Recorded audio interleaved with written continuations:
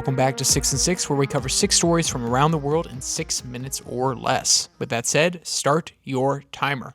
First to Europe, where in Albania, protests have broken out over the actions of the current prime minister, who has jailed 2 opposition party members since taking the office.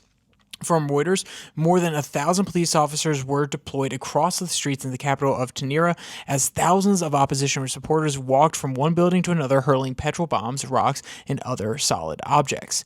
Videos from the scene showed protesters clashed outside the office of the Prime Minister, Edi Rama, and then continued to his Socialist Party headquarters, where they burned a Rama poster with petrol bombs. Police fired tear gas to disperse the crowd. Rama has remained in power as PM since 2013. Many of the protesters have called for his resignation, and some have even called for him to be placed in jail. As we come to South America, we stop at the Falkland Islands, where some have called for the removal of British common status, as another such situation recently resolved in the middle of the Indian Ocean proved to do the exact same thing. From BBC, quote, Lamy told the Commons the particular circumstances around the Chagos Islands are, quote, not comparable to another territorial dispute, in particular Gibraltar and the Falkland Islands, where the Spanish and Argentinian governments respectively claim rights over. Quote, the government remains firmly committed to modern partnerships with our overseas territories based on mutual consent, end quote, he added.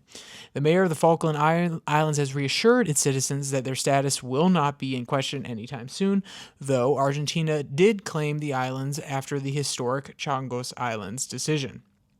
Next, we come across the Atlantic to Africa, where the Democratic Republic of Congo is still experiencing high levels of violence surrounding its mineral trade, one of the most profitable sectors in the country, despite SEC attempts to limit conflict mineral usage in products sold in the United States. From the BBC, quote, armed groups continue to fight for control of gold mines in the east of Central African country, the U.S. Government Accountability Office said in a report. It also said the rule, which requires most companies to report on their use of tantalum, tin, tungsten, and gold, has likely had no effect in neighboring countries. Quote, the GAO found no empirical evidence that the rule has decreased the occurrences or level of violence in the eastern DRC, Democratic Republic of Congo, quote, where many mines and armed groups are located, the report said, end quote. The SEC has disputed the GAO's findings, while the GAO has claimed that any of its adjustments are not materially affecting the results of the report. Next, we look to North America, where the mayor of Chilpancingo, excuse me if I'm mispronouncing that, has fallen victim to the suspected gang violence of the area. This is not the first suspected gang violence, as 3 days before his death, the secretary of the new government of the city was killed in a shooting. From BBC, quote, Alejandro Arcos was found dead on Sunday in Chalpancingo, a city of around 280,000 people in the southwestern state of Guerrero.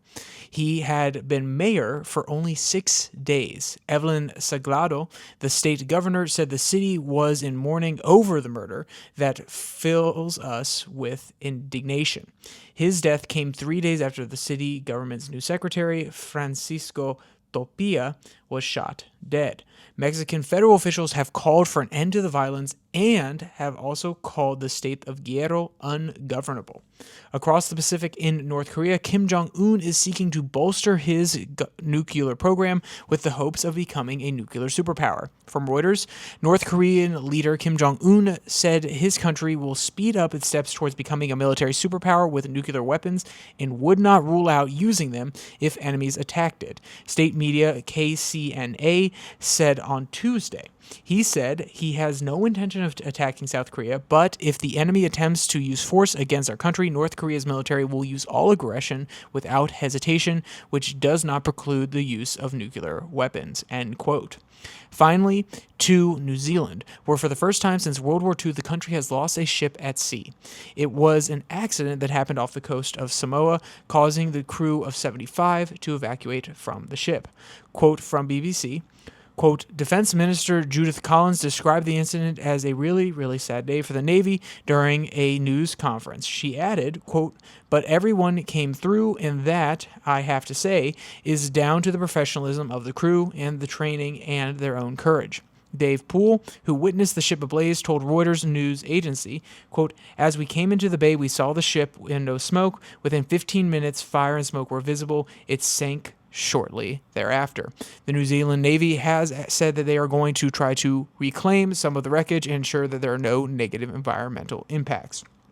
So with all of that, if you want to check out any of these articles, they'll all be linked in the description below that like and subscribe button. Also down there, you can find the link to this on Spotify, Pocket Cast, and Podvine. The podcast comes out on Monday, Wednesday, Friday at this exact same place in the RSS feed or on the YouTube channel. And the Twitter tirade comes out at the same time over on Twitter at the handle @YourDailyFlip. And with all that said, there's only one more thing to say. Stay safe. Don't die.